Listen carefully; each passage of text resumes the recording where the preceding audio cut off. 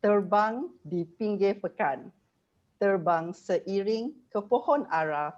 Marilah kita beri tepukan virtual pun boleh, tuan-tuan puan-puan. Persilakan Dr. Pauline mulakan bicara. Okay, Dr. Pauline, over to you.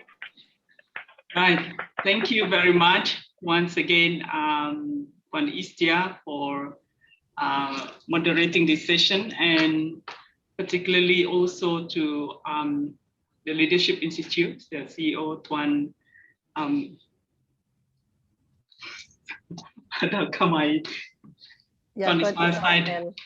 Yeah, for this very kind invitation to come and share some experiences and sharing with the State Civil Service, and we truly honored to have the government of Sarawak taking care of the Rakyat, and for the roles that all of you are playing in making sure that the service that the state would like for the Rakyat to experience or receive actually directly connected or under your care. So today I just want to share in terms of the power of visioning.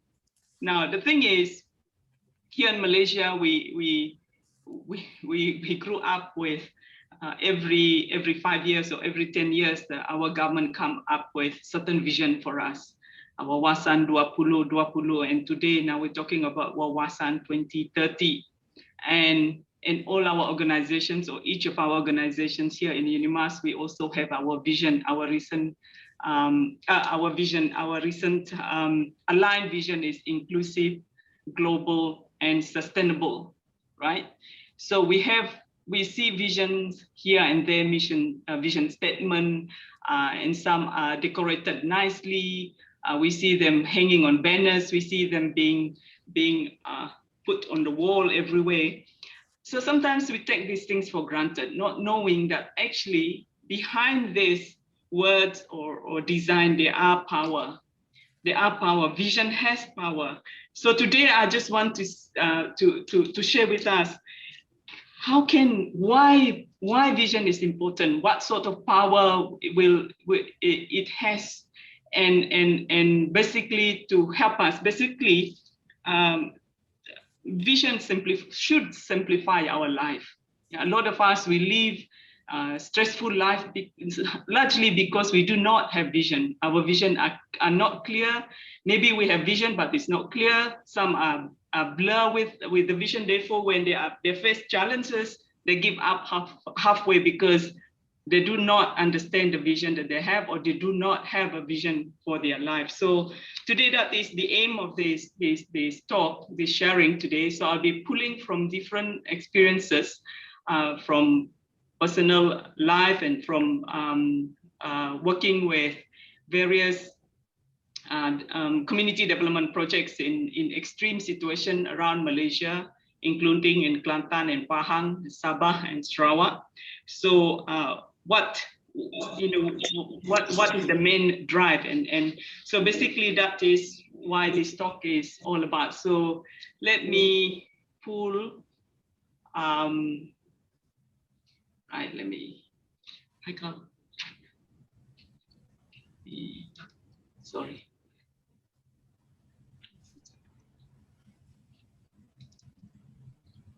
Sharing.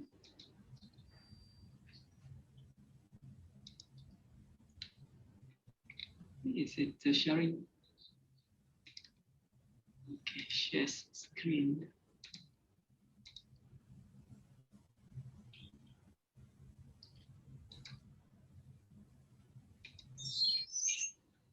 Okay, the power of visioning, right?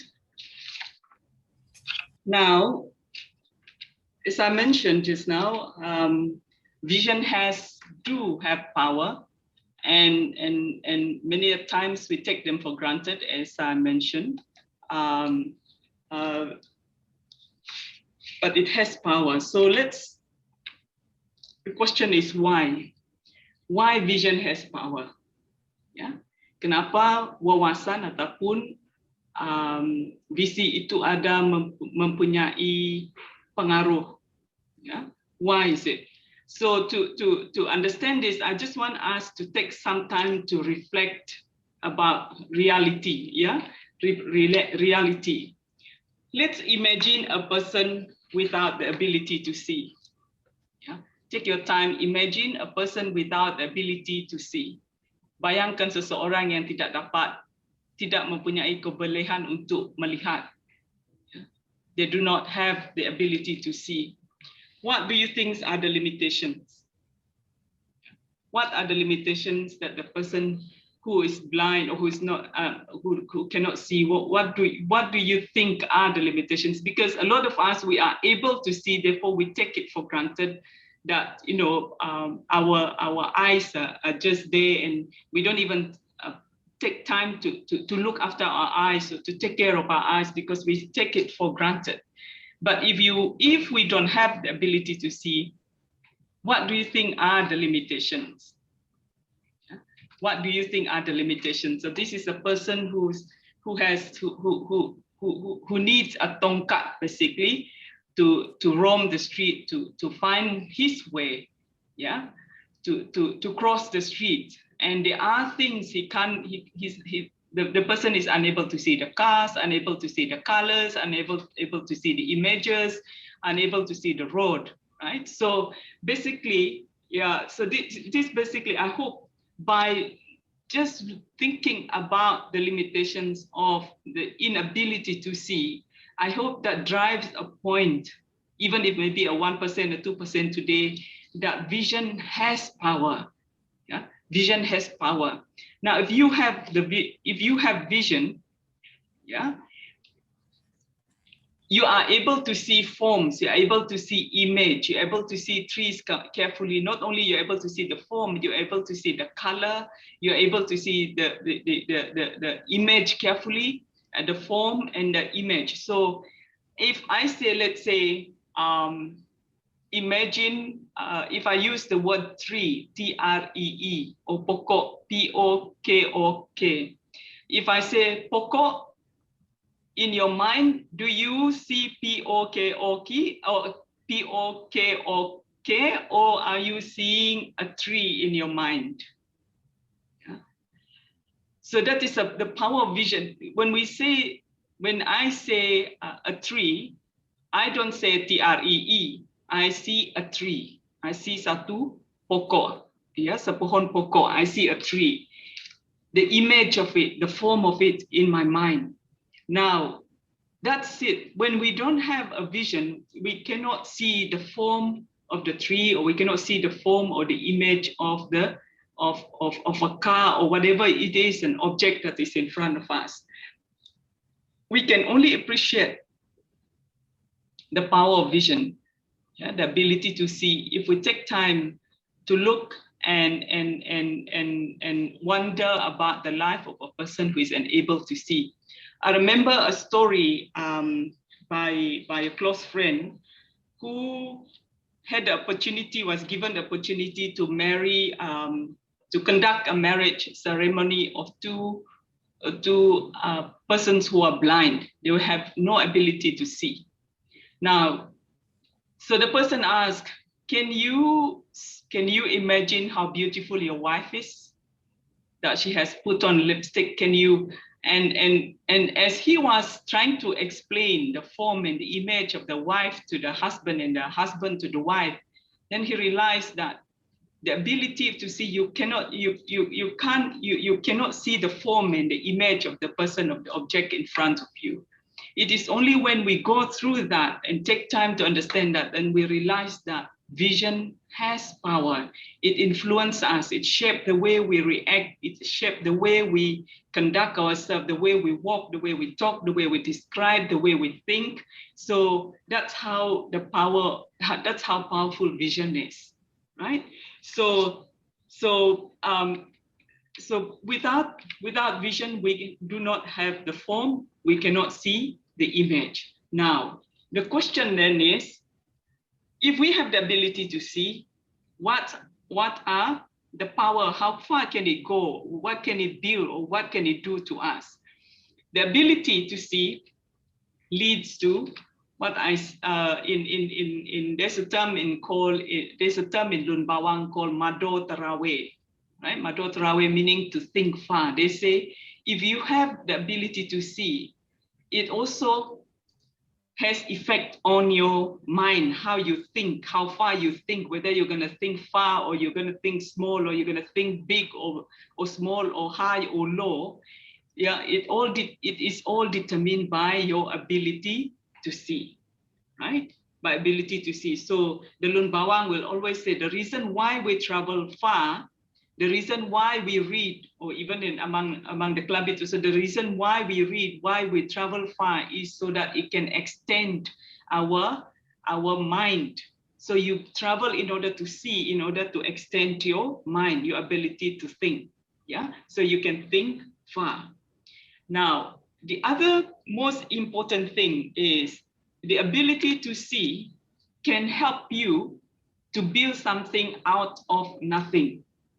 Now, when we started eBarrio in the Kelabit Highlands in 1999, when the idea was mooted, because at that time, remember Malaysia was embracing Wawasan 2020 with technology, or especially ICT, as the main component to support Malaysia to leapfrog into the new century, right? So ICT is being embraced by the national government. They were building e-community, e-learning, all those component of the government, e-government, and so on and so forth. So for us here in UNIMAS, we're thinking, well, okay, here we are in Sarawak, where the infrastructure is very meager, very not up to the standard to leapfrog the state into Wawasan 2020 if it remains, infrastructure remains the same. So we then decide, okay, let's find a place where there is very little infrastructure. There is no power supply, 24-hour power supply. There is no information communication technologies at all, right? The only way to communicate with the outside world from Barrio then was using a radio, very high frequency radio, which you had to link with a receptionist in Penang to make a call to Miri. Now, when we got to Barrio, the interesting thing for me was, that the old people, when we did the older generation, especially the community of elders, when we did the survey, 99.8% of them have never heard of the internet. 99% have never seen or heard the computer. 98% have never heard of the computer. Some of them have heard of computers, some have not seen it, and some of them have not heard or seen the internet. Now, when we discussed this with them and said, this is what's going on in the world, and they were very visionary in a sense that actually, in fact, the reason why in the end I plunged myself into eBarrio was basically because of their vision. The older people, they're saying, we don't understand it, we have not seen it, but we know it is going to be something important for the younger generation, right? And the younger generation. And it's the same way when the school came to Barrio in 1947. We have not seen the school, but we knew the school is important. So the community built the school for the students, for their children to go to school, to learn new languages, to learn mathematics, to learn about the world. So in the same manner, the Council of Elders came and said, look, they call me little girl, then look girl, if this is what it is, if it takes you 10 years to bring the phone and to bring the internet to Barrio, please do it, right? Because we need it. We can't afford to be left behind from the rest of the world. We are already very remote, so we can't be left behind with all these things. So So it is because of their vision that we were able to build something out of nothing. Yeah, we had to build something out of nothing. So Baria was one of the first places in rural area in Malaysia to have a VSAT, very small aperture terminal on the ground. And it is basically driven by a vision by the Council of Elders. And from eBario, the national rollout program for Sarawak and Sabah. And then later on, the economic planning unit under the Prime Minister's department in Kuala Lumpur said, would you be able to also explore the same mechanism for the Orang Asli in Kelantan and Pahang? So that's the power of vision. Vision enables you to do something out of nothing. So if anything, it is not so much about the technology or the money that we have. Vision can drive us. Vision can give us the will to move on, even in the midst of very impossible situation, right? Now, that is the importance of the ability to see, right? So we can build something out of nothing. Now, but there are differences also in terms of the ability to see is important, but it's also important to understand there are different levels of seeing. Yeah, there are different levels of seeing, our ability to see. To explore this or to bring the point across, I want us to think about two birds which we are familiar with, which exist here on the island of Borneo, and we take them for granted. But if you study the life of an eagle and sparrow and the ability to see, I think you understand what the point that I'm trying to put forward here. Now, as we go through, I just want you to think, be more reflective, and to think about which view are you, which view do you have? Now, I want us to think about the eagle. Look at the bird. It is a massive, huge bird. Yeah? The eagle's flight. If you look at the eagle, the way it flies above the mountains. It flies above the clouds. When you are above the mountains, meaning you are above the ravine, you are above the things on the ground that can obstruct you. So the eagle has the ability to fly so high. Yeah? It can see so far. It can the view is quite different. And then Jeff Sokol said this: when it rains, most birds head for shelter.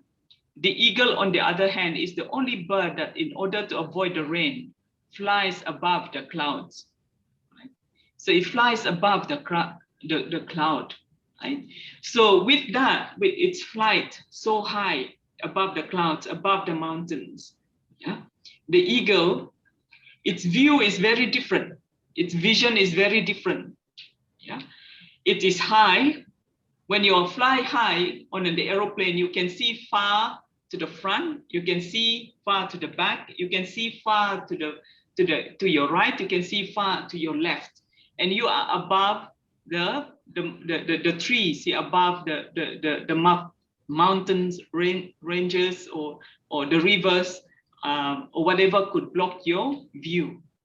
So your vision is wide, right? And it is sharp. Now the thing with eagle is, yeah, why eagle? What makes the eagle different from other birds is its ability to see very sharp. It can see total detail from 5 miles away. That's why when you see an eagle, when it catches a bird or a rat for its food, it can see so far from above, and then it can zoom down and focus and catch its food for the day, right? So it's very sharp. Its vision is very, very sharp, and can see very far. Yeah, like 5 miles. That's 5 miles. From 5 miles, it can see details already, right? Its eyes can see detail from 5 miles, right? So it is above anything that can obstruct its vision. Mountains, the hills, or the trees or the clouds, right? In fact, an eagle can look at the sun and then fly, in fact, right into the eye of the storm, looking at the sun, right? So that is how the eagle is, a very, very focused vision, right? The other bird is the sparrow, yeah, burung pipit. The sparrow's flight is tied to the ground, yeah. It is limited within the bush, very low to the ground. It is therefore it's easy target. It can't see far. It can't see any mountains, any trees, or even the bush can obstruct its vision. Yeah, its ability to see. It's obstructed by the things, and it gets bothered by what's going on the ground. Yeah. Now, imagine if an ular looking for a meal for the day, and which bird do you think it would be the target, the eagle or the sparrow? So the sparrow, it's tied to the ground, it's close to the ground. Its vision, therefore, its vision is very limited. Yeah, it can't see far, it can't see wide like the eagle, and therefore its perspective is narrow. It doesn't have the ability to see far to the front and far to the back, and also to the left and to the right. So because its vision is obstructed. Now, when we think about these two birds, the vision and the sparrow, yeah, the vision and the sparrow, which one do you think, which one do you believe you are? Are you an eagle or are you a sparrow? Now, if you look at eagle and sparrow, which do you think would be able to lead well? To be able to live a life that is above circumstances, above obstruction, above challenges, that it's able to fly. Which bird do you think? Which of these two birds will become a better leader? An eagle or a sparrow? So think about it, and think about it for yourself. Yeah? Are you an eagle? Yeah? Or are you a sparrow? Or think about the vision that you have for your team and your organization. Are you leading your team or your organization as an eagle, or are you leading it as a sparrow? So it all determines, yeah, where you are, where your team is going to go, whether they have the passion to do something good for the community, or to provide the service that you have. Here in UNIMAS, for instance, we have our product and our service is we create knowledge, we disseminate knowledge, we share knowledge, and we attempt to make knowledge work for the communities and the communities around us, right? So we produce knowledge. That is our product, and our service is knowledge. Now, for your organization, what is the product? What is the service that you have? How are you going to make that work? Are you going to use the eagle's flight or the sparrow's flight to make it possible?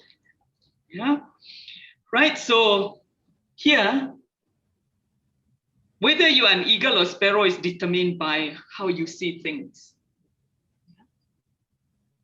How you see things. Yeah. Eagle, as I mentioned just now, is massive and powerful bird. Yeah. And we say eagle is the king of all birds. You know why it is the king of all birds? it is because it has a capacity to see things in a very different way from other birds. It is very focused. From far, it can see detail. Right? So that is why it is the king of all birds. Yeah, because of its ability to see. Now, when we say kings, we're talking about leaders. Now, you want to be a leader, we can and you can. Yeah? To be an eagle or to be a sparrow, it is not about being born an eagle, being born a sparrow. It is about how do you educate yourself, your mind, the image that you see about yourself, about your organization. How do you educate it?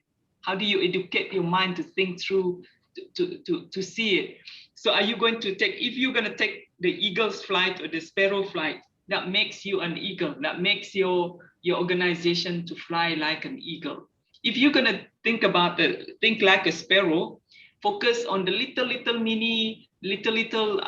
murmur about the little things that is happening, so tie down your vision. Any obstacles or challenges that you see, any segala rintangan, you pull back, you make a big fuss up about it, rather than taking the bigger vision and said, okay, yes, we have this problem today, but we shouldn't allow this problem today to obstruct our vision to move forward, right? So some people are so tied down to the things that they see every day that can obstruct, and they get so bothered by it, they are unable to fly high, right? So it is so good here to see 87% believe they are eagles. I think that's incredible. And so that is the power of a vision, the ability to see, to get you to mount up like an eagle, yeah, to see things far. So when we have when we have that,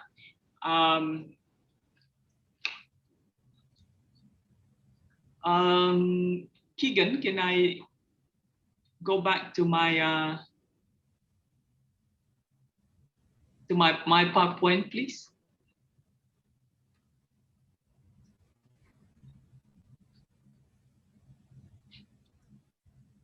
I just close this. All right. All right. So Dr. Pauline, you can just share back your slide.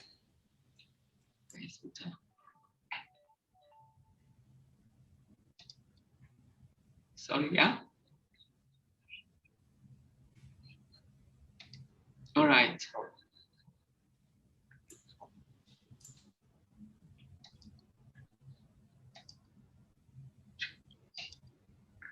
Again, share.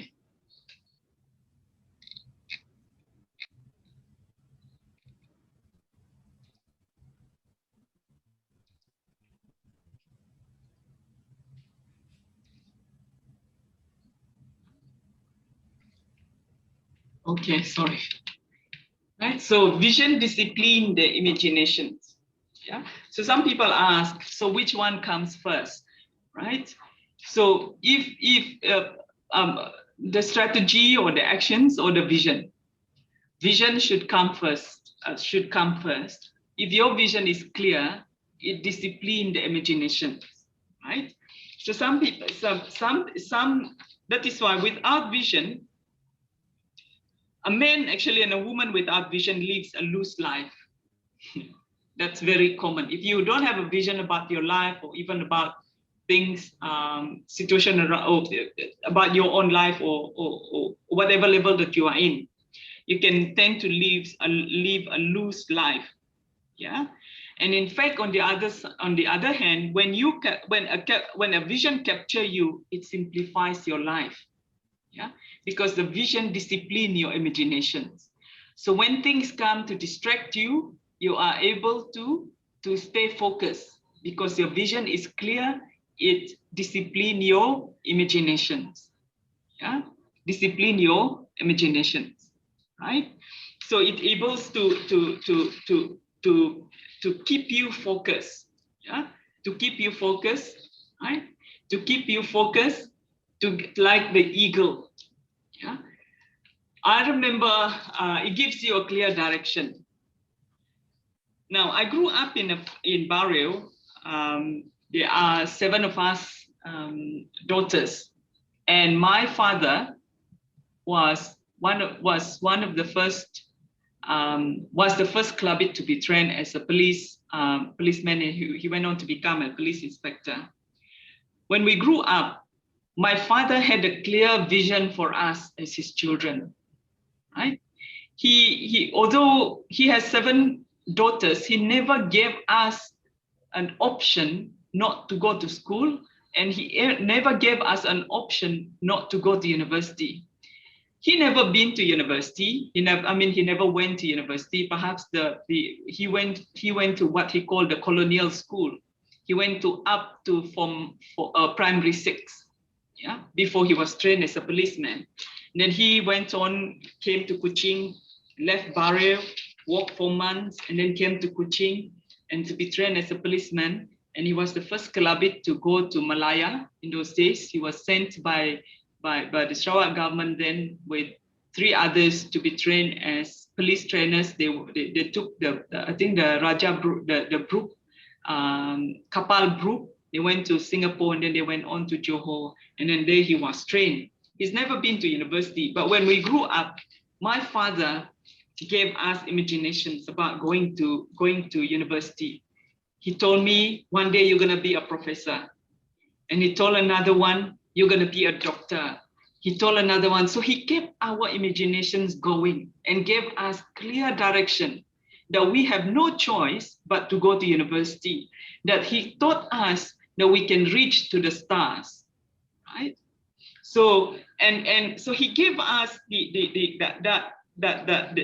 disciplined us, he kept us focused, even as we went through, we left Barrio, some of us went to Miri, some went to Marudi, and then some went to Kuala Lumpur and even overseas to study. But his words kept us focused. He gave us clear direction in terms of how to manage our life. So when other things came, trying to distract us from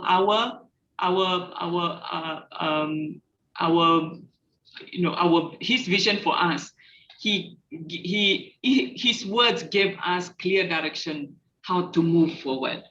Yeah. So because of that, we knew what to do when things became difficult, when other options came in the way. We knew what to do because he gave us that vision to attain, yeah, to attain, right? So our life, I think, was less complicated because that vision was implanted in us since we were little, right? So it doesn't matter you are girls, right? I remember when I was asked to the FAO from the UN wanted me to present or gave me an invitation to present women in technology in a regional conference in India a few years ago. After my plenary talk, the director came to me and said, "Look, I think you have false consciousness." I said, "False consciousness about what?" He said, "I don't think you are conscious about being marginalized by men in your community, in your country, in where you come from." I said, "What do you mean? Maybe men in your society, they marginalized you, you are oppressed, what? So perhaps you are not conscious about it." So I said, "Not that I know of. My father never ever told me that I cannot go to school because I'm a girl. Every girl in Malaysia is allowed to go to school. We are allowed to go.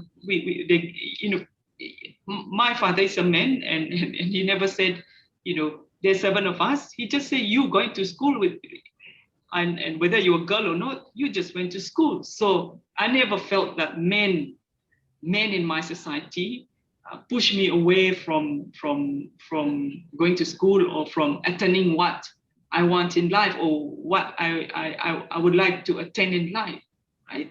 So that's the power of vision, the vision that my father has given us. So his ability to see, his ability to see, he has never been to university, but he knew university has power. He knew that university will position his daughters in a better state than he was, right? So he built something out of nothing, right? So his vision then disciplined our imaginations as his children. It kept us focused. It gives us clear direction in terms of our life. Now I pull this out. I know I'm talking to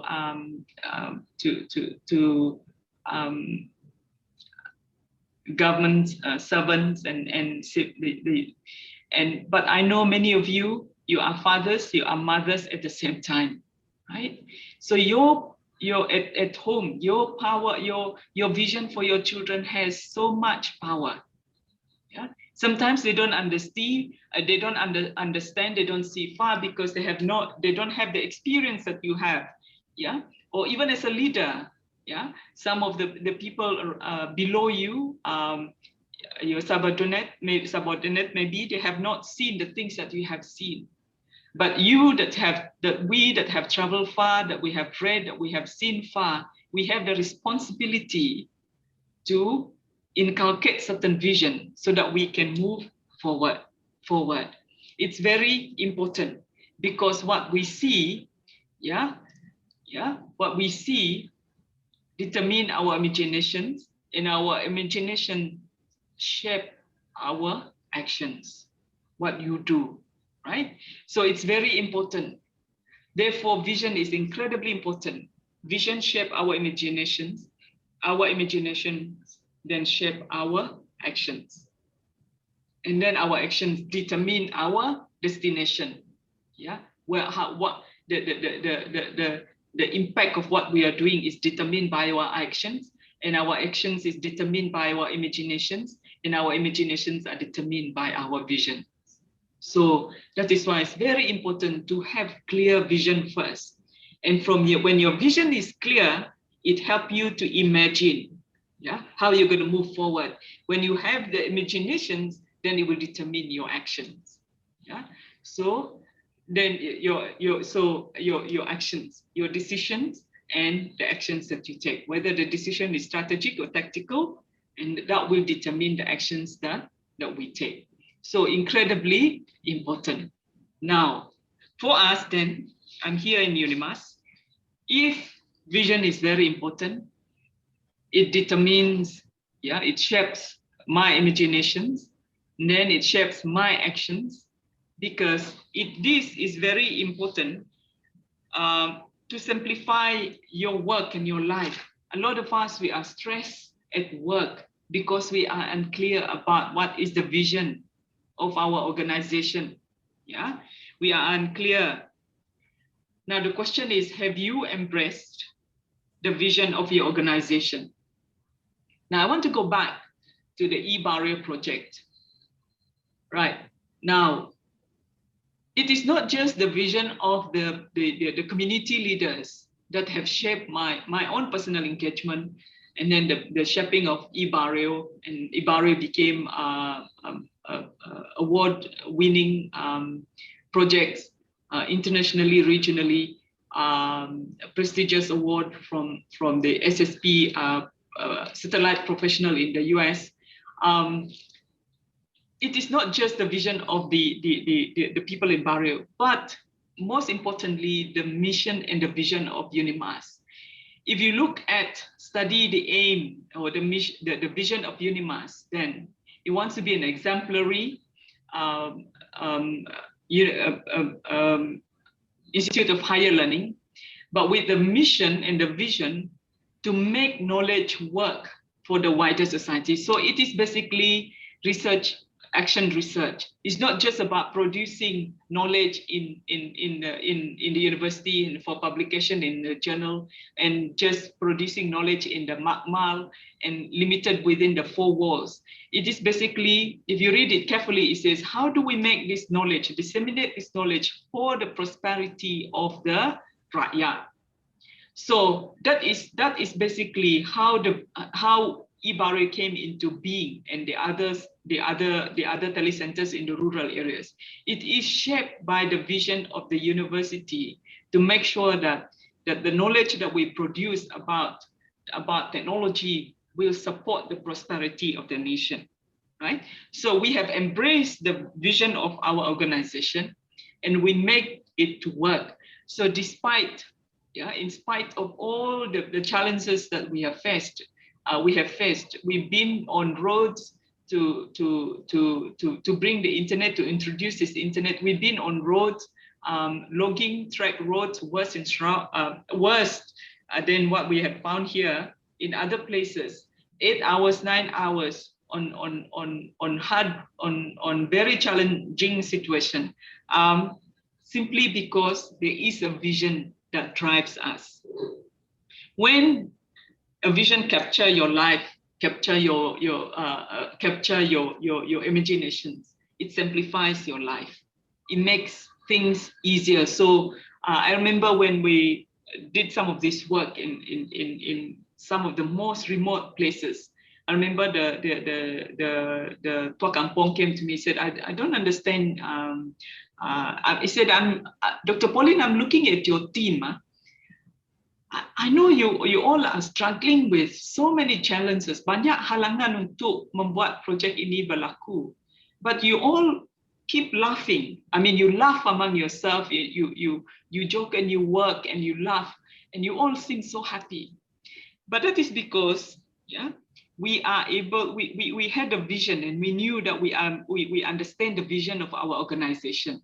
So it makes our life easier. It simplify the situation for us. So it was less stress for us because we understood the vision of our organization, right? So for all of us, because you are now in where you are, I'm here in UNIMAS, we have just realigned our vision to the current situation with Sustainable Development Goals and with the emphasis of inclusivity, because that is also one of the SDGs. So now we have to internalize that vision and make it part of our teaching, make it be part of our research, make it to be part of our supervision of postgraduate students in our publications and our program outreach to the communities around us. And it is a community-driven university. Basically, that came out directly from the vision and the mission of the university, right? So it's important for us, if you want to be happy at your workplace, simplify your work at your workplace, the things that you are doing at your workplace. It's important to take time to capture the vision of the organization or your community or the business you are part of, or the community that you are part of.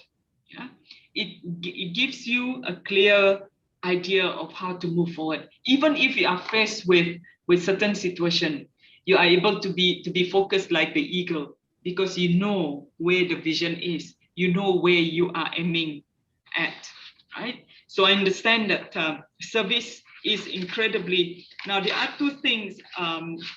Sorry, I want to make this clarify this a bit. There are two things. Every organization have two things to give or give. Either you give one or both. One is a product, product. Like our for imagine. Can I have a cup? Imagine a mug. A mug, right? A mug, a cup of chawan. Chawan is the product of a company.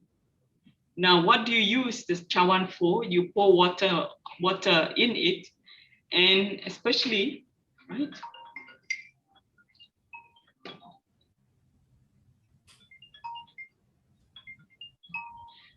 That this is a mug. This is a product. So some companies have produced it. Some companies have produced it. Now, how do you turn this into a service for someone? You pour water into it, you put coffee into it, and you serve the water with a mug, with the product. So there is a link with the product and the service. So here at UNIMAS, for instance, our product is knowledge. We produce knowledge. We produce knowledge. Now, because of the vision of UNIMAS saying we cannot just produce knowledge without disseminating or without making it working for the communities around us, the societies around us. Now we are turning our knowledge into service. Yeah, into service to service the societies, into service not only communities but also industries around us, right? So service is very important. I think one of the things that I think we in Sarawak we struggle with, even when we go to the shops or sitting at the shop cafes. A lot of those ones who serve us coffee and tea or food, they don't realize that what they have is actually incredibly important. That is their service. To be able to come and serve food for you on table, that is their service. They may not have the product, but they have the service. So some of us, we provide service. Some of us, we produce the product. But if we inculcate the idea with our people to say, look, service is incredibly important. It is equally important with the product that we produce, right? I remember one of my, I know in certain countries, they have made this incredibly important, that service is so important. Service is to be honored. Service is to be appreciated. Service is to be delivered professionally. I remember one of my friends who visited from Australia once, and we were eating at one of the cafes, and the guy who came to serve us, not knowing what he has is so powerful. Yeah, service that he can offer us is so powerful. He came and asked this visitor and said, "What do you want to drink?" And this visitor later on looked at me and said, "Why is he angry with me?" Now, if we don't understand the power of our service that we have, the impact can be quite different, right?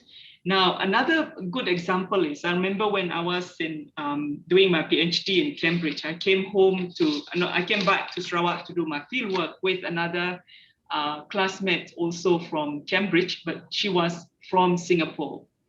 When we came, one of the things that incredibly fascinated, or she was incredibly impressed, was the service provided by the immigration of Sarawak. Especially when you arrive at the airport, how courteous, how friendly the people are. Yeah, and I have students in working for the organization, so I begin to ask them why and how the things, the work culture, you all seem to be quite different from other immigration entry points or the service that you provide. And they say it is because of the vision of the leader of the organization that have inculcated that we are service providers. Yeah, we provide service to the rakyat. We provide service to the community. I remember when she went and got her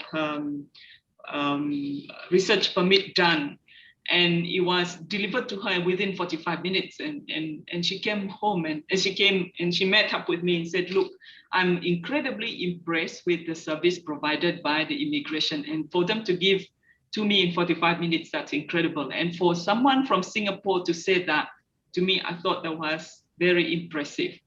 That's how powerful service is. It's not just, it's not, don't take it something as remeh-temeh. Yeah, it is equally important as the product that we produce in our society. So therefore here in UNIMAS, for instance, for me personally, I try to understand the product that we use and then how to make it to be a service to the community around me, and to make it relevant to the community around me. So actually, and that's the reason why I'm able to share this, sharing this morning. It is basically, it comes out of years of experience, from doing different things, from reading and so on and so forth. If you notice, I didn't even want to. I didn't even talk about vision as a concept today, but vision as something that we practice, something that we as part of our daily life, and to me that is a service that I would like to provide to the state of Sarawak this morning. So basically that's it. So to understand, to see is to understand is to be able to say, oh, I see. So when someone explains to us, oh, I see, meaning we understand, right? So when we understand, things are easier to be carried out. We're able to see far. We're able to provide, whether it's product or the service that we have to the people around us. Thank you very much. Thank you for paying attention. And over to you, Istia. Yeah. Thank you, Dr. Pauline. Thank you so much for all, it is very powerful what you've shared with us, the metaphor of eagle versus sparrow, as well as from your personal experience, the work, the research that you're involved in. So all throughout, as we listen to you, it's simple yet profound. And, it occurred to me that, you see, successful people, community, teams, organization, we certainly need a vision to fix the intended future state, even the impossible, like how you said it was really nice, and to build something out of nothing. And you have also, described it, very well on how vision disciplined our imaginations and how it shaped our actions, our behavior, and how it determined our direction. So that's really, really, very insightful to even to myself as I actually listen to you, Dr. Pauline. So yes, we want to be clear about why the organization, why the team, why community, does what it does. Even myself, why I do what I'm actually doing, from the context of Leadership Institute or civil service, generally. So otherwise, you actually mentioned, otherwise we could actually be stressed out. Now, we have some couple of questions here, Dr. Pauline, that we received. One of it is here, it says from Inche Abang Zainuddin. Yeah, it says here that vision is about future, and future is about, change. Somehow or other, we have people that may be, having some challenges, reluctant to change. So how can we actually overcome the fixed mindset? That's the question, Dr. Pauline. How can we overcome the fixed mindset, especially, from the perspective of embracing change? Yeah, all right. I think so. The question here is, how do we inspire the people that we work with? There are two kinds of leaders. Some leaders, they inspire, they give inspiration for their subordinate to achieve whatever it is. In here, in this matter about change, how to embrace change, especially if you require change in your organization. Now, the other way is to manipulate, right? So the opposite of inspiration is manipulation. So how do we inspire them? I think this is where a challenge for many leaders, and especially if you have an eagle's view, to get people to understand your perspective, why, let's say, why in this matter we require to change certain things, how, in order to hit the target well. And I think this is where where communication is incredibly important, yeah, to communicate the vision, to communicate the why, and then when the why is clear, then the how, I think, will become easier, right? So so to inspire them by answering the question why we have to change, and that's, I think, where contextualization is incredibly important, to provide the context why we're changing direction, or even not only direction, or changing from the kapal that we use from a smaller aeroplane, from let's say, Twin Otter to ETR. So I think there must be some sort of explanations in terms of answer the question why, and then after that the question how and what to become easier for them to embrace, I think. Yeah. Thanks, Dr. Pauline. Yeah, so we also have question, in regards to, how can we make our vision stick? You see, what are the qualities actually of effective vision? So what make it stick? Well, I think a lot of vision statement are very comprehensive, but it doesn't stick. But I think very use words that is I wouldn't say robust, but it's like, for instance, here in UNIMAS, we took time. We in fact went through workshops trying to determine what is our vision for the next 10 years or 15 years. So we went through workshops and the top level, we had to decide. Now, we look at the current situation, how it is nationally, what's happening in Sarawak, what's happening at the national level, what's happening at the global level. How do we fit ourselves into the bigger picture, right? So therefore, we say, well, there are concerns about inclusivity. So we put UNIMAS is about inclusiveness. Yeah.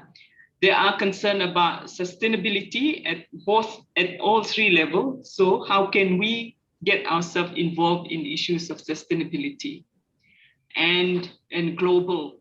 Yeah. Here we are in Sarawak, perhaps quite compared to other universities in Malaysia, in Klang Valley, for instance, we are quite remote in the sense that we are inaccessible as much as those ones in Klang Valley, but we want to be global at the same time, right? So I think to get it to become your vision to be stick, you need some time to think through these things, the context that you are in, and what it is. How do you adjust your what you aim to attain with the context that you are in, the situation that you are in. Right. All right. So Dr. Pauline, I hear you. So it's one of the ways that we can actually make it stick, or rather an effective vision is, how it fit, with the organization, and it's, probably the people, the culture, as well as, the history, the context of it. Yeah. So, I feel that I think it would be good to actually also have the participants to probably, throw some questions to Dr. Pauline. We want to hear some voice. Tuan-tuan puan-puan, siapa yang nak bertanya soalan, silakan. So I'm actually reading through also some of the questions actually in the chat box, but then you're welcome to ask Dr. Pauline directly, please. I hope the participants are able to say something. Can you unmute?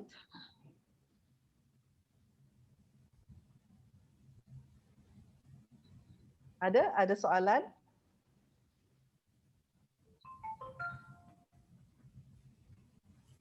This one here, change can evoke emotions like uncertainty and fear, leaving staff to take their frustrations out on each other. How do we deal with this? Yeah, I can, this is from Simon. I think I can understand what you mean here. And in fact, when I took over the Institute about a year ago, I can see the fear, the uncertainty in the eyes of the staff that have been here with the former director. So at the end of the day, we had to go somewhere, and we sat down and make it clear in terms of along the line of, as an organization, this is what we're dealing with, regardless of where we come from, regardless of whether I'm the director, you are not the director, we are dealing with a product. The knowledge is our product and it is our service. So my responsibility is to produce the product. Your responsibility is to service it. So to be very clear in terms of what roles that we have in that line, yeah, so that we have one common objective, regardless of where we are in the organizations, and regardless of what problems we have at home, we have one common objective. So I think that has cleared the air and clear some of the uncertainty. So we become more focused in terms of what we do. So, someone behind the desk doesn't mean they are not doing anything about the knowledge that we have at the university, but their role is to service that knowledge to make it possible, let's say, for even students to come in, anyone who are not linked with the university, they can come in because they know they have come here to get knowledge as a product and also as a service. So I think when we understand uncertainty and fear can be so real, but as a leader, how do we try to negotiate that, to make it easier for everyone, for yourself and for everyone in the department. Thanks, Dr. Pauline. Yeah, it reminds me of the things that we also discussed about how, when we feel it and then we are actually on the same page, and then it actually affects our emotions somehow. Rather, I'm actually, part of even building that particular vision statements though. Thanks, Dr. Pauline. Yeah, so we have Tuan Ismail, so he raised his hand. Tuan, you want to say something? Yeah, go ahead, sir. Thanks, Estia.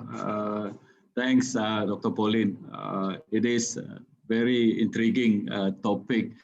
I have a simple question that I'm struggling with regards to visioning. The question goes, sorry, I have to go on audio because if I tried by video, the system is unsustainable, so I have to go on audio. So going back to my question, what gives birth to vision? Sometimes we hear, many times we do hear people say, hari ini tidak ada ilham. And so actually what drives the vision? And if I listen carefully to your stories, especially your beloved dad, I think there is something what I call semangat, maybe the passion, PASSION. Is that the one that gives birth to vision? Thanks, Doctor. Or the vision give birth to passion. Which one comes first? Yeah, I think, I guess, vision, I think a lot of, well, maybe we come from a society, there are people, the society that is very spiritual society where people get vision from dreams, and then that dreams, they translate it into real world that guide them. But the point here is, dreams is incredibly, I think it's a powerful tool to think about visioning. Now, the thing is, when we think about dreaming, the problem is we think about tidur is, we only dream when we're tidur. Yeah. But I think here I'm talking about dream in terms of when you're thinking, when you take time to reflect, or even in your own situation, our individual situation, we take time to, what some people say, meditate, right? To look at our situation, to think through things. I think that is where visions are born. When we here I'm talking about, let's say, your personal situation as a person, right? So to take time to dream, to take time to think through, to take time to mull through things. So at organization, I think it's also a similar situation where you take time to think through things, take time to meditate, take time to reflect. That is what I mean. So when I'm talking about dreaming, I'm not just talking about going to sleep and dreams. Here, thinking through things is, you are dreaming. You are using your mind to dream things. I think that is where vision comes from, and I think vision then drives passion. Yeah. So it can be the other way around. When you dream dreams and you think through things, you have the passion, and that passion forms your vision. All right, thanks, Dr. Pauline. Yeah, any other thoughts or comments, on these questions? How exactly that, what give birth to vision? Dr. Pauline, it come across to me that if you were actually relating stories about your grandparents, right? I mean, even the elderly, those they have never seen school, but they want to have school. Are they, so because they know that education will help people to be at a level where they can go far, so it could also be something that maybe because there is something to fix, a problem to fix. So achieving towards something, we realize that, especially true when we have a different experience, and then we can actually maybe share even among the communities, what are the things next? What are the things that we want to do next? What are the things that needs fixing? What are the problems? That maybe, I mean, I'm just saying, so that could also be, along the line that could give birth to vision, actually. Yeah, let's hear more comments though from others, if they are. Any other question, thoughts? So there is a feedback here. I agree with you, Istia. I think that's Yeah. that's why I said the dreaming, and I use the term dream here, almost like an abstract, but actually that covers exactly what you're talking about. When you think through things, when you dream through things, when you mark through things, and you come up with a purpose. Okay, there are situations here, right? There are situations they are dealing with. There are challenges. There are issues. For instance, for us with the eBaria project, for instance, we say, okay, the problem is how can the rural people have connection to the internet? Right? That's an issue. That is a challenge. Now, then that led us to a purpose. What is that purpose? To connect the people to the internet, to make it possible. So the issue led to a purpose for us, and that purpose gave us a vision. Mm-hmm. Yeah, to move forward, right? So and purpose or passion gave us that vision to move forward. Right, Yeah. Dr. Pauline. Yeah. So earlier you were also saying about how people, might not necessarily be understanding, to understand the vision, and they can actually, create stress somehow or other. But then, if let's say it is something which is a shared vision, it could create excitement, though.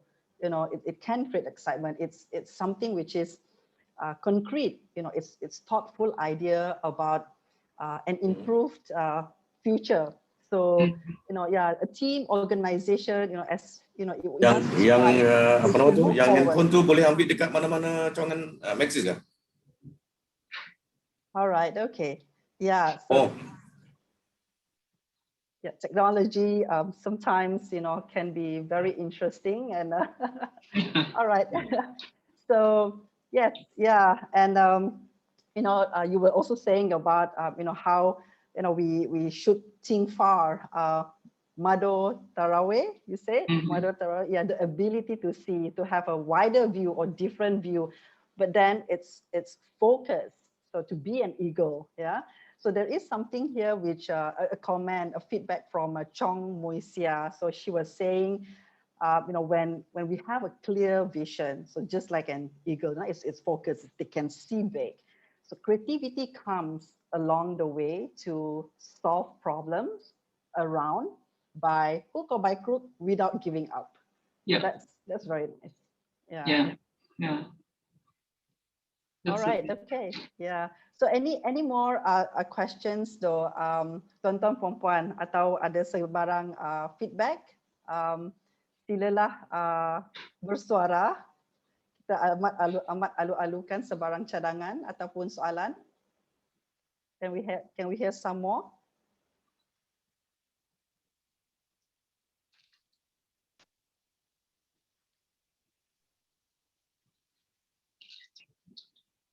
All right, yeah, Dr. Pauline was saying that during class, students are very active actually, so they like to ask questions. So let's do the same. I think it's been long, I think. It's been long, yeah. All right, let me just check from the chat box if there is any more questions.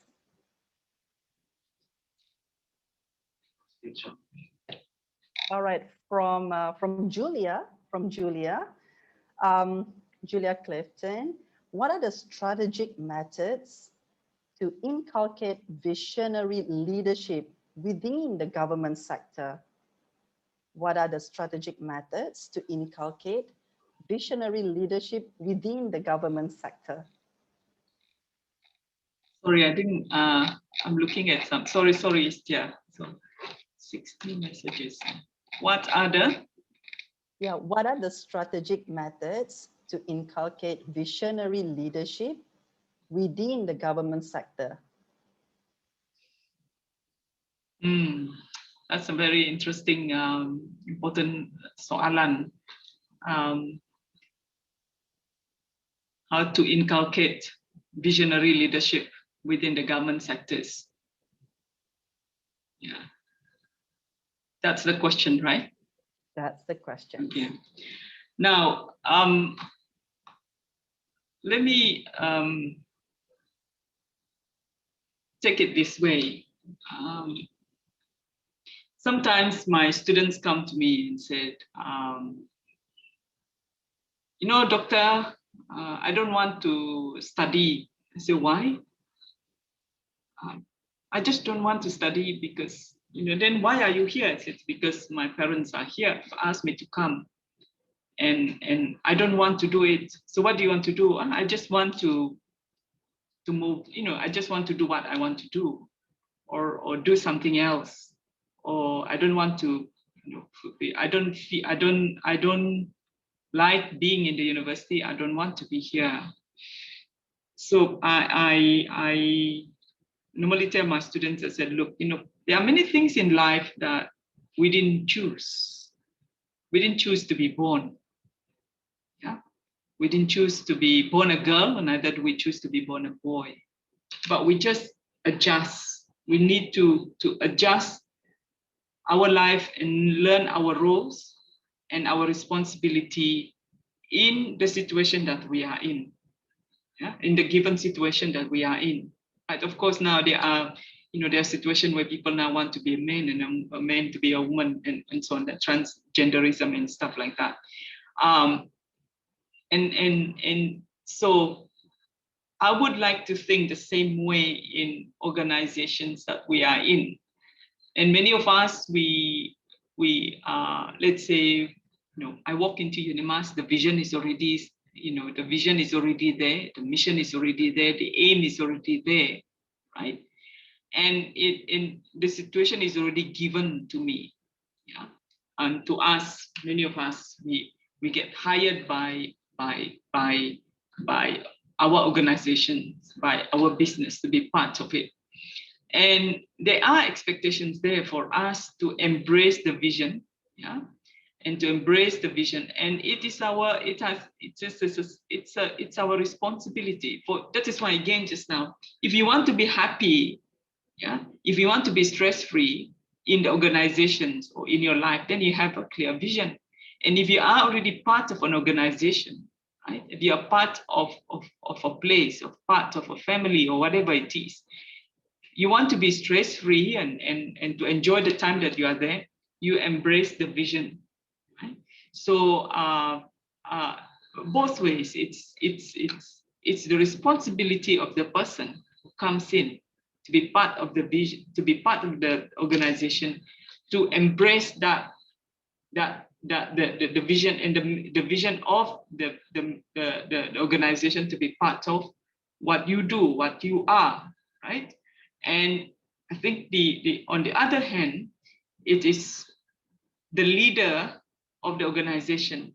It is his or her responsibility to inspire, to provide, to make that vision to be an inspiration for the people working under you, yeah, so that inspires them to attain or to achieve what you have, but what the organization has designed, right?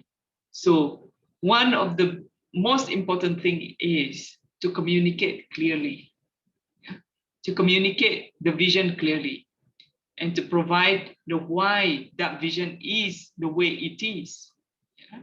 And then if the question of why is answered, the question of how and what becomes clearer. I think a lot of us, we want to jump to the what and the how without understanding the why. I think, I mean, as a social scientist, our job is basically to provide meaning or to interpret meaning in things, and a lot of things from studies, a lot of the reasons why people are not able to move forward is because they don't take time to answer the question why. They jump to the how and the what with understanding why. If you understand why you're doing certain things, and it gives you meaning to the things that you're doing, that gives you the how and the what. Yeah. All right, thanks, Dr. Pauline. Yeah, so some says that, you know, if you want to actually understand, you know, the root, the reason why we are doing this, so we ask why like at least 5 times. So why? There's one answer. Another why. So 5 times, then only we understand it. So it's pretty much, you know, it's a shared vision actually. So even, you know, reflecting back the eagle, how exactly that it could actually even communicate that shared vision with the sparrow, and even the sparrow, you know, could probably be, you know, seeking the reason why are we doing this, to actually you know, ask questions. I guess it's pretty much, it works both ways actually. Yeah. So there is a question here, Dr. Pauline. What's the difference between vision, aspiration, and ambition? The difference between vision, aspiration, and ambition. Well, the vision is basically gives you the vision is basically your target actually. I mean, it gives you the target to. It's wide. It's in. I would say, it's. Let's say you want. My vision is to be a teacher, right? That is your vision, to be a teacher. But I aspire to be a mathematics teacher, right? What is the other one just now? Ambition. Ambition. Right? Ambition is, I think, is a short term. Ambition is mainly more short term, but vision is wide, and it gives you a clear direction how you go. But the ambition and the aspiration is basically within the framework of vision. Yeah? So the vision is I want to be a teacher. My ambition is to be my aspiration is to be a mathematics teacher. Now my ambition is to be the best mathematics teacher. Yeah. Right. Okay. All right. So we might actually want to take just one last question.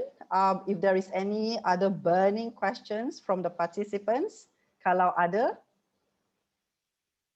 And this one here, can power of visioning give negative impact to an individual? What should we do if we are in this situation? Well, I guess I would like to go back to that picture of a man without the vision. And you can't see image, and you can't see form clearly, and I think that is where here, I mean, from my experience working here as well, a lot of I come across colleagues who complain or who struggle with work or things they're doing here. But when I sit with them and I go and I explain the reason why the university is doing this is because the vision is this, the mission is this, and that is why they are doing it this way. The problem is not the university. The problem is oftentimes we don't take time to understand why the vision is like that. And recently I had a conversation with one of my colleagues, and when I explained that, and it's like, I say, oh, I see, okay, now I understand, right? So to me, I think vision is more positive than having no vision, having no understanding about the vision. So I think that is where whether it's whether it's going to have a negative impact on a person, I guess if you don't subscribe to the vision of the organization, you will definitely have negative impact on the person who refuse to subscribe to it. Yeah, I think, yeah, I mean, I guess that's what it is. Yeah. All right, thanks, Dr. Pauline. Yeah, well, very interesting that we have more questions coming in. Keep them coming in. It's getting, lagi panas rasanya sekarang ni. So this is from, this is pretty much like it's a feedback from Ambika. Professor Ambi. Yeah. All right, Professor Ambi. So we asked to be accepted in a particular organization. So accept the organization that you accepted. Mission and vision and whatever will never be clear if you do not claim ownership to the organization. Yes. Well said. Yeah. All right, and then moving on from Dr. Gluma. Do we change vision? If so, how frequent? And what are the circumstances that a vision needs to be changed? Do we change vision? Yes, we change vision. If things have changed, we change vision. And how frequent, what circumstances a vision is changed. Now, I always tell my students there's only one thing that is very consistent in the world, that is change itself. Yeah, change itself. That is the only thing that is consistent, meaning change is part of our life. It happens in our daily life. It happens in the way we grow up. My vision as a girl is very different from my vision when I was a teenager, because things have changed. I have grown up. You have grown up. You outgrew your former vision. Yeah. So it's the same thing with the organization.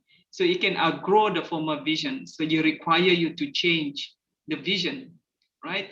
So one is you outgrow your former vision. The other thing is when situation around you have changed. Nowadays with COVID-19, for instance, it is beyond our control. There are things that happen to us beyond our control.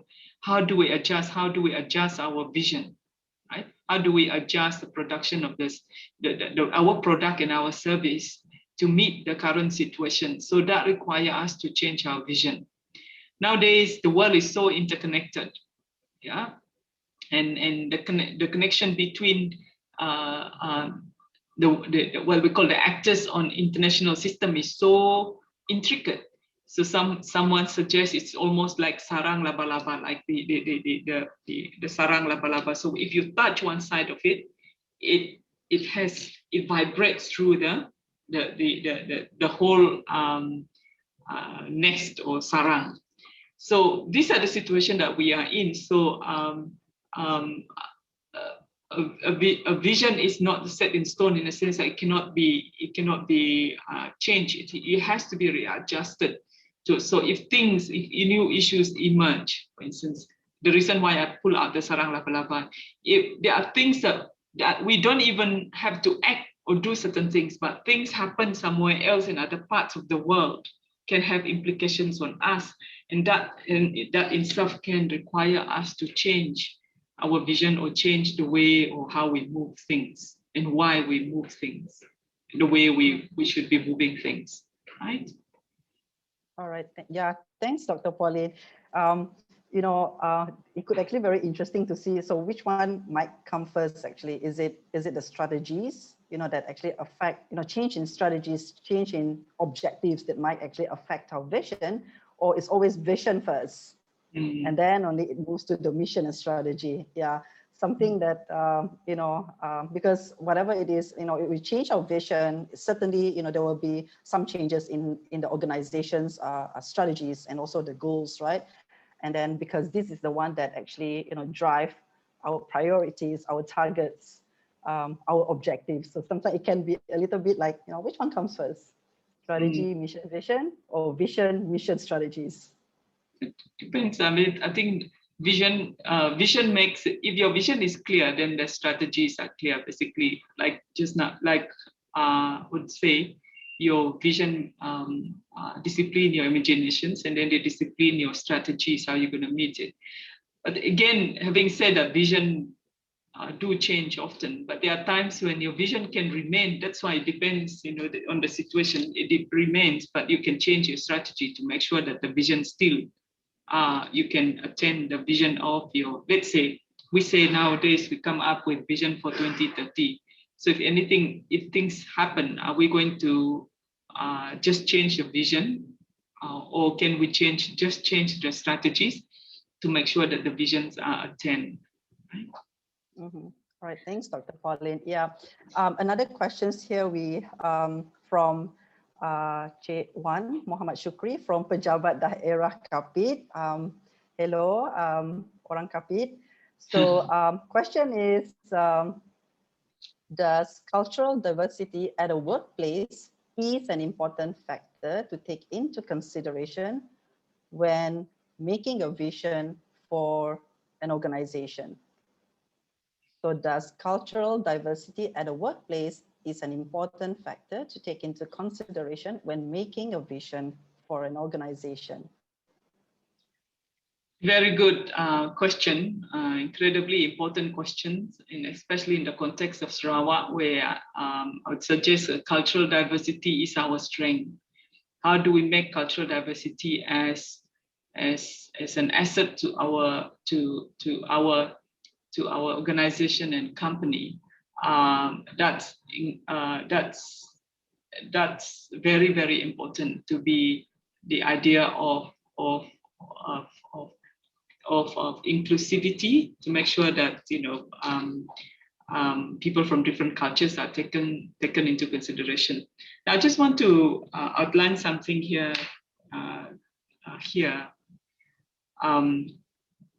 about cultural diversity, which I think something that is very unique to Sarawak.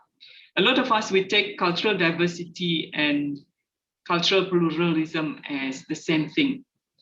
Now, I think, yes, at the Malaysian level, maybe people are, it is pretty much a cultural pluralism, but here in Sarawak, it is cultural diversity. When I talk about what I mean here is in cultural pluralism is basically where different cultures, they exist, yeah, like pockets, and then they have boundaries to manage that plurality, yeah, to make sure that I'm still different from you, so I manage certain border boundaries to make sure that yes, we do meet, yes, we do this, but here in Sarawak, I think cultural diversity is so much part of us that we take it for granted. For instance, I'm a Kelabit, but a Christian at the same time, right? And I am also an Orang Ulu at the same time. I'm also a Dayak at the same time, right? So one person can have different cultural, different identity at the same time. Now, in certain situations, it's not like that. that is where cultural pluralism is very different. So I think cultural diversity for us here in Sarawak, the workplace, is something that we really need to take into consideration in the way that, how we deal with people, how we how we organize, come up with a vision for the community and organization that we are in. Very good question. Right. Yeah. Indeed. Yeah. One of the ways that we want to be sure that, when we create vision, these are something that we might, want to take into consideration. And this is actually what makes a vision can be effective, taking into consideration the cultural pluralism, right, Dr. Pauline? Yes. Yeah. It's 11:36 now. Time is always jealous of us. Yeah, so tuan-tuan dan puan-puan, some key takeaways that, right, yeah. Okay. All right, so some of the key takeaways that we have is that, tuan-tuan puan-puan yang hadir pada hari ini, all of us, we are actually leaders in our own way, yeah. So it's certainly our job to recognize, and communicate the value and the importance of having vision. So out of the poll just now, much earlier, if you remember, majority of us actually don't think that we are the eagle. All right. So this is actually exciting time for many of us. As we drive, towards Sarawak's 2030 vision. Yeah. So let us all actually be clear about why we exist, why organization exists, why it does what it does. Yeah. Now, thank you so much, Dr. Pauline, for your inspiring perspectives and insightful presentation. So your message, your sharing is exactly what we needed to hear. Many thanks to all the participants for being with us. I understand there's a mystery gift for lucky winners, those who actually understand answer the questionnaires. So Keegan actually has been putting up all those link in the chat box. So yes, please, if you haven't actually registered yourself, please do so. And then there's a questionnaire for you to answer for your lucky gifts. Yeah. Now, can I say another pantun, please? Can I say another pantun? Earlier my pantun was burung kenyalang. Now my pantun will have burung eagle lah. Burung eagle, burung helang datang bertamu. Terbang tinggi, gembiranya si anak. Baliklah tuan-puan membawa ilmu. Binalah bangsa, bangunkan Sarawak. Alright. So last, di atas dahan burung kakak tua, nangga boyak, tepi perigi, salam perpisahan untuk semua, di lain masa bersua lagi. Thank you so much, yeah, once again. So we hope we'll be seeing you in the next Executive Talk webinar session. That's going to be on the 6th of May. It's about the art of strategy by Dr. Sean from Australian Institute of Management. Thank you once again, Dr. Pauline. We really, really appreciate you being with us today to share all your experience and also your expertise. Thank you.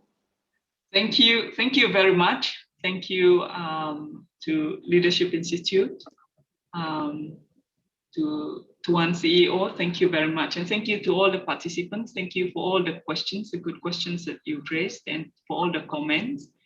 Thank you very much. Thank you. Kalau ada silap, my sincere apologies. Thank you. Yeah. Thanks, Dr. Pauline. Bye. Bye. Bye. Thank you. Thank you. Thank you, Dr. Pauline. Thank you. Hey, I love you. Rahunya. That's very nice. That Asmil. Yeah.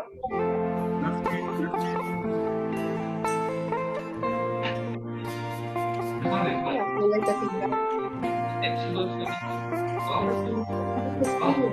Hôm nay tụi nó đây Zoom ID tanya aku ke itu.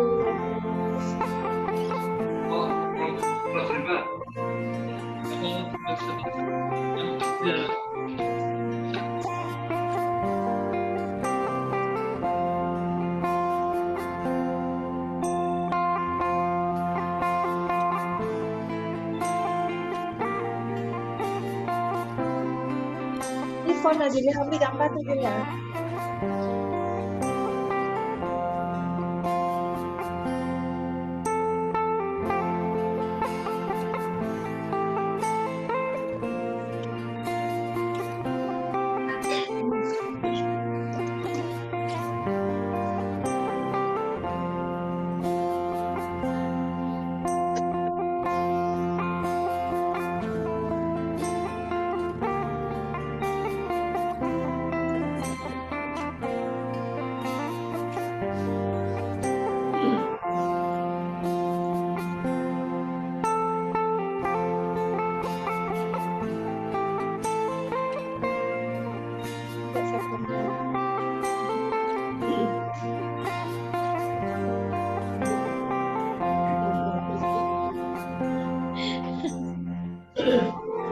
Ke dalam nasi biryani ni.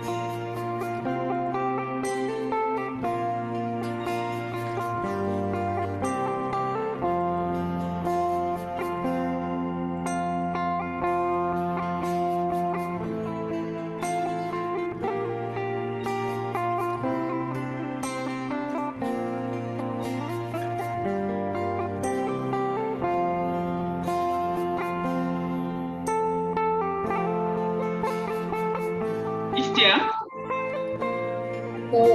Yes, Dr. Pauline. are you still there? Yes, I am still here. All right. Okay. Do you want to touch base later? All right, we'll do All right that. then. Thanks, Okay. Dr. Thank you. Pauline. Bye-bye. Thank you very much. Thank you, Keegan. Thank you. Enjoy the rest of the week, Dr. Pauline. Yeah. Thank you. All right. Yeah, from the steps, it was a